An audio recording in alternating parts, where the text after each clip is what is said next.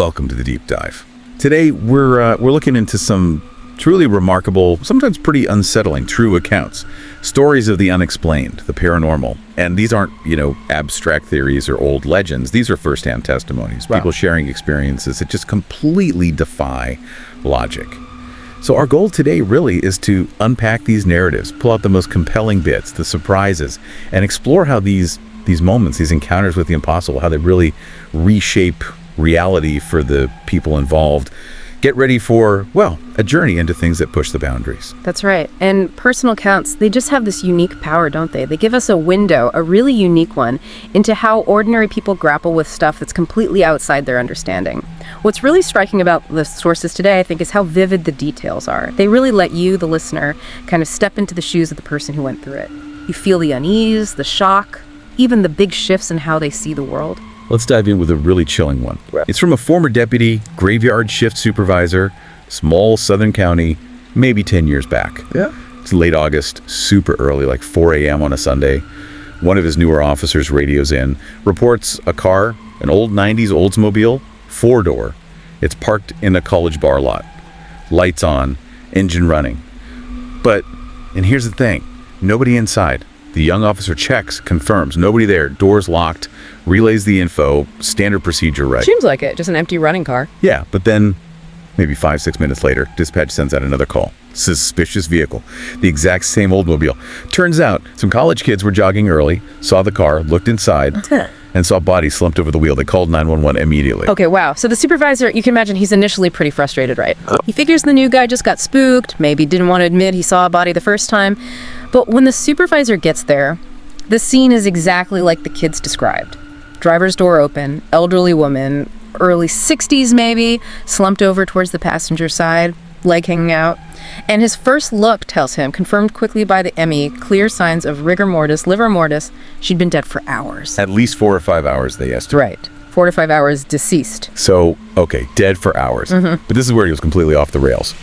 The supervisor, trying to figure this out, pulls the video from the young deputy's in-car camera. And what he saw, he said it still haunts him. The video clearly shows the deputy pull up, shine a spotlight right into the car. And there was absolutely no body in that car. Nothing. He watched it like 20 times, flashed the light all around, just the running lights, the engine noise, an empty car. Yeah. How is that possible? It's impossible. It's a total paradox. The medical examiner confirmed she died naturally hours before they even got there. And the liver mortis showed she'd been sitting upright, just like the kids found her. So you have this completely unexplainable time gap for these officers, trained to trust facts, evidence. This was deeply unsettling. It just shattered their framework. Yeah. They closed the case, obviously, but for months afterwards, any 90s olds they saw, they called it a ghost tar. It just shows how profoundly something like that can stick with you, undermine everything you think you know. That ghost car story is just, baffling for those officers. And speaking of law enforcement dealing with the inexplicable, we have another really fascinating case. This one involves weird 911 calls that seem to break the laws of physics. It centers on this house. Newly built, expensive Victorian style, in a subdivision near Big Creek. The officers actually had a nickname for it, kind of dark humor. Oh, yeah. Marilyn Manson's crib. Oh, okay. That sets a tone. Right. And even before the calls, deputies doing foot patrols through the unfinished house just felt uneasy. Yeah. One friend, another deputy, specifically told the narrator he always felt like shadows were watching him in there. And the house itself already had this weird track record. The developers, they couldn't sell it. 3 different potential buyers toured it and then just backed out. Strange. Yeah, very strange. Then came the first 911 call. Dead air. Just silence. What? But it came from that specific house. Oh. And the caller ID. Almost comically cliche. 666-666-6666. Which is creepy enough, but here's the kicker, the truly impossible part. The dispatch supervisor checked and confirmed. No phone service had even been run to that part of the subdivision yet. None at all? None. Meaning that address physically could not have showed up on their system. But it did. Wow. Okay, so that's not right. And these calls kept happening. Nightly, apparently. Nightly impossible calls. And one was particularly disturbing. Muffled sounds, distressed, like someone gagged, or maybe whispering really fast in panic. Later, a deputy was assigned to just sit outside the house. He became violently ill, started throwing up right there on the side of the road, had to leave. Just from being near the house. Yeah. He said he felt fine once he drove away, but the longer he stayed close, the worse he felt. It makes you wonder, right? Can a place actually radiate something negative? It's a chilling thought. So what happened to the house in the end? Did anyone ever live there? Someone did buy it eventually. New homeowners moved in, but they lasted less than 3 months. Sold it at a huge loss. Why? What did they experience? Constant issues. They reported prowlers, break-ins, their fancy motion sensor security system going off all the time nonstop. But no signs of entry. And the wife, she was, quote, absolutely convinced the house was haunted. She saw shadows, just like the deputy friend had mentioned earlier. So the phenomena just persisted. Yeah. No rational explanation, no forced entry, just this presence or whatever it was driving people out. And you said this house had a lot of owners. Yeah, the source mentioned at least 12 different families since 2002. Most stay less than a year and a half. Meanwhile, other houses right there in the same subdivision. Stable owners, normal turnover. It really makes you question what makes a place livable. It's clearly not just the bricks and mortar, or the market price in this case. Something else was going on there. Definitely something else. Okay, let's shift from sort of location-based creepiness to more personal home hauntings. This next account takes place in a childhood home in Manassas, Virginia.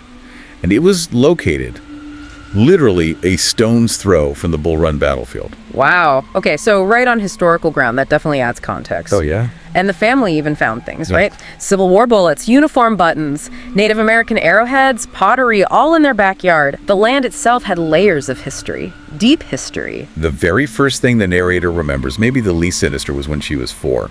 She told her mom a nice man tucked her into bed and watched over her. Oh. Her mom always framed it as a sweet guardian angel kind of thing. Never felt threatening. Okay, so maybe something gentle at first? Maybe. But then, other things started.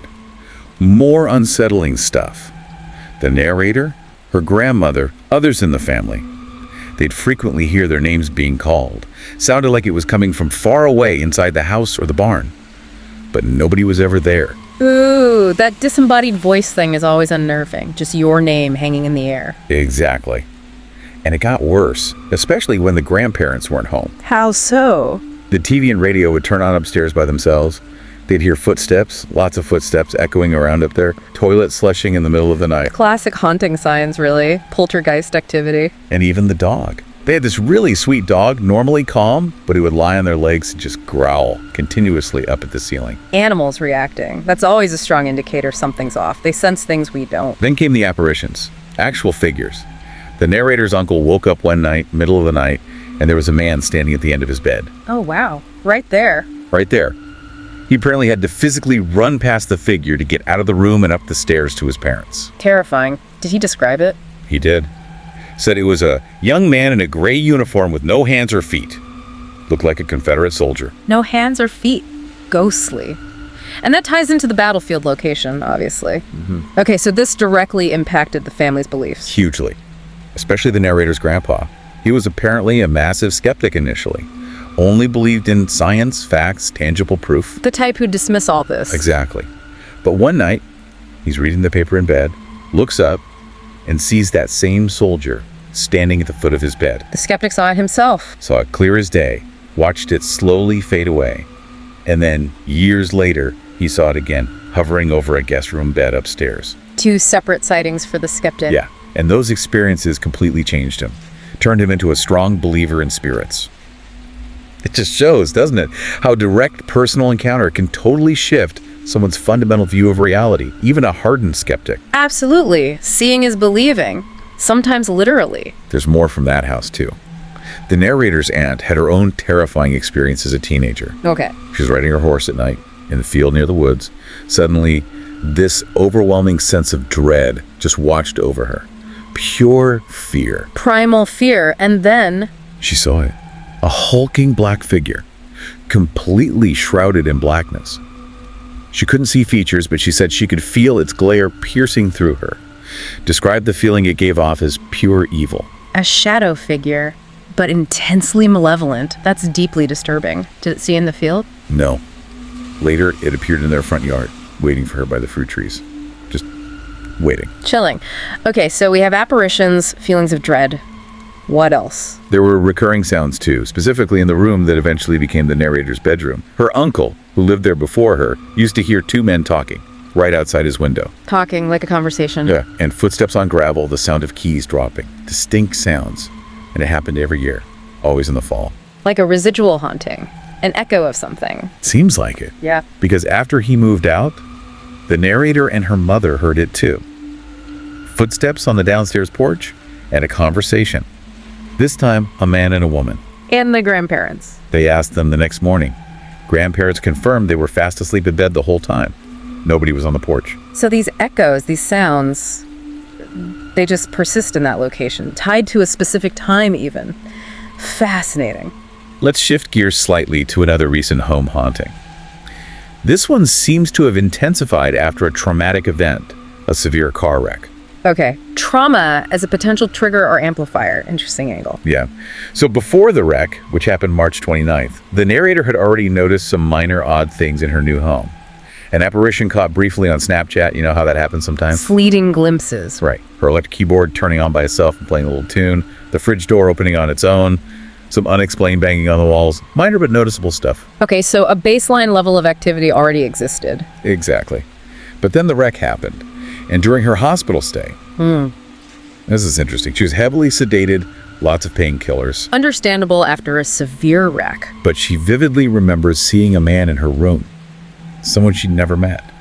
And nobody else, nurses, doctors, visitors, ever saw him. Sedation can cause hallucinations, of course. But it does make you wonder, doesn't it? How trauma-altered states of consciousness do they open a door? Make us perceive things differently. Maybe things that are normally outside our usual sensory range. It's a compelling question. Oh. And then her welcome home wasn't exactly normal. Oh. As she was wheeled into her trailer in a wheelchair, her bedroom door just swung open by itself. Nobody else was home in that part of the trailer. An immediate welcome back kind of event, unsettling. Very. And the activity ramped up after that. Almost daily occurrences, knocks on walls or doors that both she and her girlfriend heard. Okay, so corroborated auditory phenomena. Yeah. Her PlayStation 4 turning itself on, TV randomly shutting off while they were watching it. Electrical disturbances are common in these accounts. And this one's weird. A fan suddenly spinning on full blast, even though the control knob was set to 0, turned completely off. That defies simple electrical shorts. And did her girlfriend experience all of this too? That's the interesting part. The narrator mentions her girlfriend heard the knocks, but apparently never saw or heard many of the other things like the TV or the fan. So it highlights that subjective element again. Some experiences seem targeted or perceived only by certain individuals, even in the same space. Makes it even harder to pin down. Absolutely. Now, sticking with object-related weirdness, we have a quick story from another account about a doll. A baby loves to talk doll. Oh, dolls. Always creepy potential there. Right. This doll was old, maybe 6 or 7 years old. Batteries were long dead. Suddenly, one day, it just starts talking, saying, ABC 1, 2, 3, I love you, and giggling. With dead batteries. The mother checked, pulled the back off. There was only one battery inside and presumably dead. But it was talking. Nope. What does she do? Threw it straight in the dumpster outside. Immediately. Can't blame her. Not at all. Okay, dolls talking. What about other electronics? Back to the previous narrator, the one with the car wreck. After the doll incident wasn't hers, but in the same vein, her TV activity got way more aggressive. An old PS1 TV started repeatedly shutting off. It would only stay on if she physically held down one of the buttons. Annoying, but maybe explainable as a fault. But then, it suddenly played its entire 5-minute setup video. The one that's only supposed to play the very first time you turn it on. Ever. And after that, it just kept glitching. Okay, that's weirder. The setup video playing again is odd. It gets weirder. Later, the TV started blasting loud static, and the volume started turning itself up, all while it was unplugged from the wall. Unplugged? How is that even not? Idea.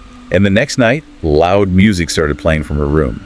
She went in, the TV was still unplugged, but the volume indicator was on screen, actively going up. That completely defies any logical explanation of how electronics work. Unplugged devices, acting powered, controlling volume, that pushes into truly inexplicable territory, challenges basic physics. It really does.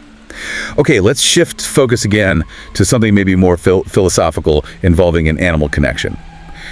This account is from an athletic woman, loved riding horses. Okay. She talks about her deep emotional connection to this beautiful dressage horse named Irish. But Irish was kept in constant pain by an abusive trainer due to a condition called laminitis. Just a horrible situation. Oh, that's heartbreaking. For both the horse and someone who cared about him. Yeah. So there was actually immense emotional relief, for the narrator at least, when Irish was finally put to sleep, put out of his misery. A sad necessity, but understandable relief. Right. But then, one night, she's at the barn late, turns off all the perimeter lights, and suddenly she feels, quote, every fiber of my being alive with adrenaline. Something is here with me. Just a sudden, intense feeling of presence. Exactly. A palpable presence. She froze, could hear the other horses shifting nervously. She even reached for a switchblade she carried, felt intensely that something is behind me. Pure fight or flight kicking in. Did you confront it? She tried. She actually yelled out something like, "What's up, Mother Sure?" Just, fear and adrenaline talking. A primal reaction. Silence. Nothing responded. She just bolted, ran desperately to her truck, and drove away as fast as she could. Understandable. That kind of fear is visceral. Did it end there? No. It seemed to follow her, or something did. Back at her apartment, her really old cat, usually placid, started growling. Yeah. Like, "Get the F out of my room, dickhead," right at her bedroom door, just growling intensely at the empty doorway. The cat sensing something again? Yeah. And then, this is really strange, both the narrator and her roommate had the exact same incredibly specific, terrible dream on the same night. The exact same dream. Identical. They dreamt a 3-foot-tall, invisible, troll-like spirit. Their description with stubby legs, big feet, kind of portly, pointy ears, claw hands, Yeah. had moved into their apartment. And it was a very nasty little spirit. Shared nightmares are rare, especially that specific. An invisible troll spirit. That raises so many questions. Can entities implant thoughts? Manifest in dreams collectively? It's bizarre. So they're trying to process this. The barn incident, the cat, the shared dream.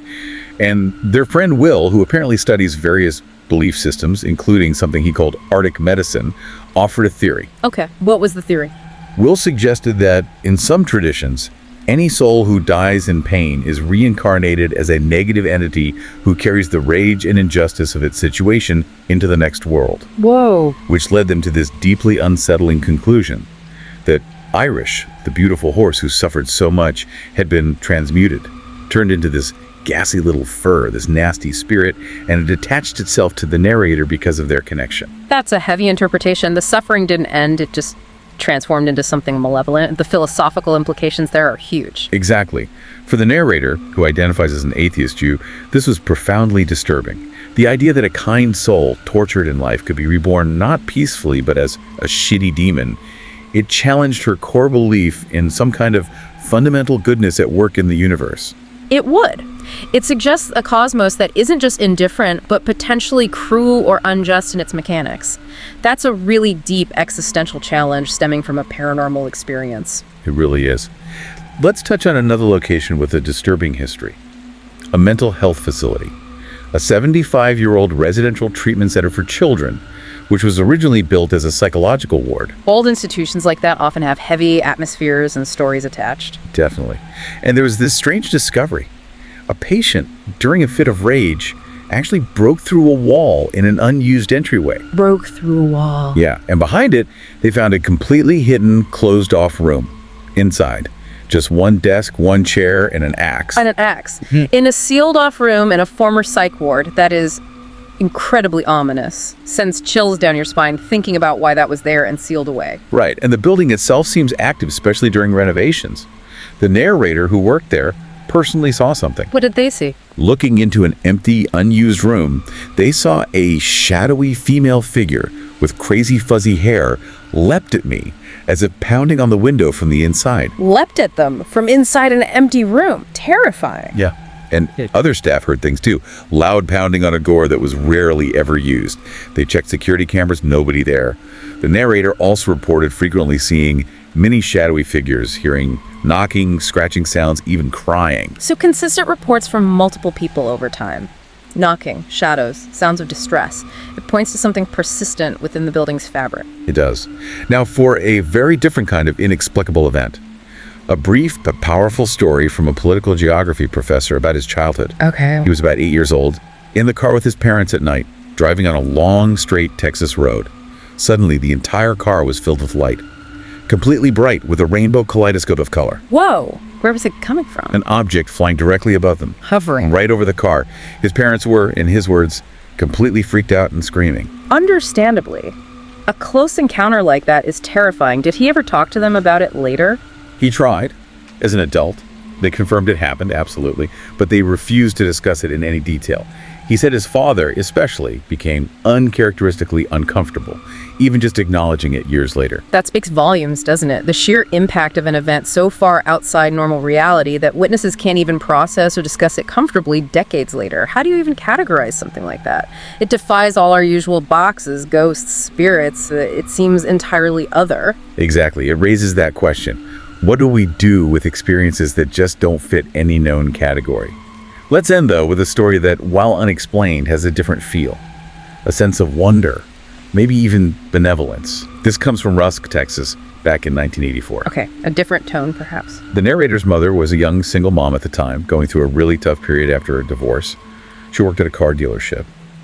And she befriended this elderly black man who started visiting the dealership frequently. Just came in to chat. A friendly visitor. Incredibly friendly. He was very kind, very uplifting. Always seemed to know the right thing to say when she was down. He'd bring her little things like cakes and cornbread. He'd just sit and listen to her talk about her struggles, her depression. She said he just lit the room up when he entered. A really positive presence in a hard time. Sounds like a wonderful, supportive friendship. Exactly what she needed. Totally. So one day, she offers to give him a ride home. He accepts. She drives him out to his house. And it's this really dilapidated, isolated place, like pretty run down, several acres away from any neighbors. Okay. A bit surprising, maybe, given his demeanor. A bit. But the really strange part comes later. About a month passes. She hasn't seen him. So she decides to drive out to his house just to check on him, make sure he's okay. Concerned for her friend. Right. He gets near the house, sees a neighbor outside, and asks about the elderly gentleman who lives in the dilapidated house. And the neighbor says... The neighbor looks at her, completely confused, and says, nobody has lived in that house since the 60s. Since the 60s? But she just drove in there a month ago. Exactly. She asked around, talked to other locals. Nobody had ever heard of the kind, elderly black man she described. He simply didn't seem to exist in that community. Wow. Yeah. So, who was he? Where did he come from? Where did he go? No idea. It's a complete mystery. But the impact on the narrator's mother was profound.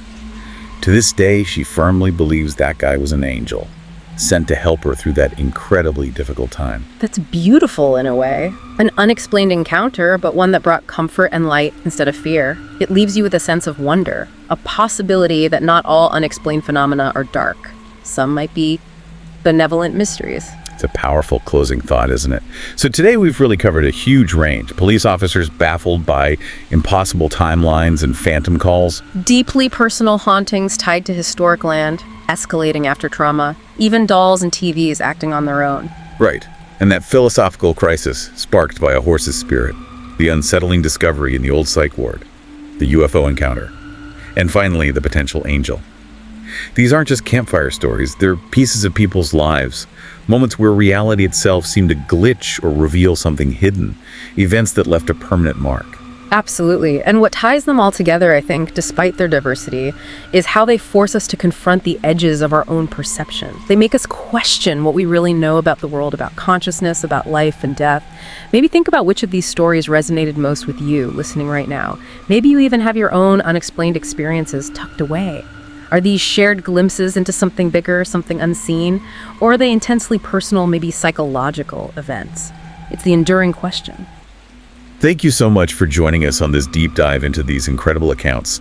Remember to keep questioning, keep exploring, and stay curious. Farewell for now.